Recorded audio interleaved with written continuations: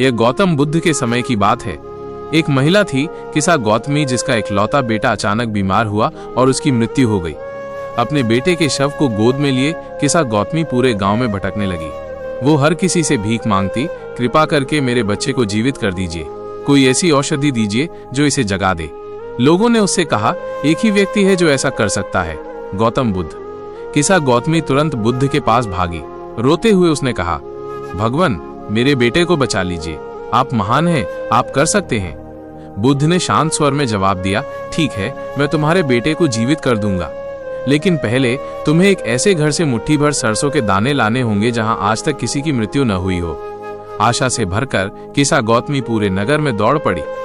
वो पहले घर में गई, लेकिन लोगों ने कहा, हमारे पास सरसों है पर हमारे दादाजी की मृत्यु हो चुकी है।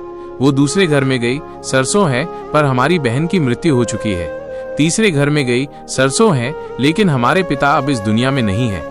वो पूरा नगर घूम गई, लेकिन उसे एक भी ऐसा घर नहीं मिला जहां किसी की मृत्यु न हुई हो। थककर वो बुद्ध के पास लौट आई। आंखों में आंसू थे, पर इस बार समझ का प्रकाश भी था। बुद्ध ने पूछा, क्या तुम्हें सरसों के दाने मिले? किसा गौतमी ने सिर झुका लिया और बोली, भगवान, अब मैं समझ गई हूं, मृत्यु से कोई नहीं बचा। जिसका जन्म हुआ है उसका अंत निश्चित है। उस दिन से उसने बुद्ध की शरण में रहकर ध्यान और साधना शुरू कर दी। धीरे धीरे उसने अपने दुख पर विजय पाकर आंतरिक शांति प्राप्त कर ली। सीख, मृत्यु कोई अंत नहीं है, बल्कि जीवन का एक स्वाभाविक और अनिवार्य हिस्सा है। जिसने इस सत्य को स्वीकार कर लिया, उसने वास्तव में जीना सीख लिया।